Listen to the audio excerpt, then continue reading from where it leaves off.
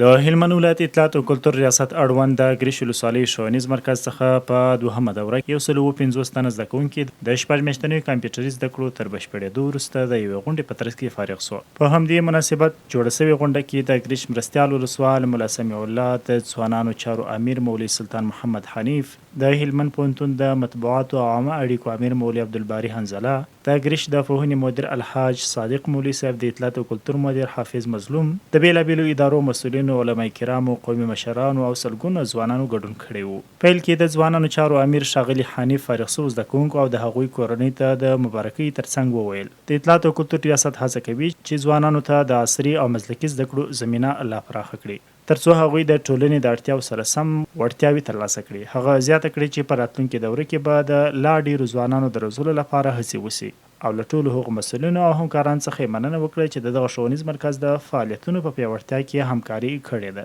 نوموړي همداراز زیاته کړه په اوسني عصر کې د کمپیوټر او ټکنالوژۍ زده کړه د وخت مهمه اړتیا ده او هغه ځوانان چې له دغو مهارتونو برخمن وي کولی شي د زده کړو، دندو او ټولنیزو فعالیتونو په ډګر کې لا ښه رول ولوبوي.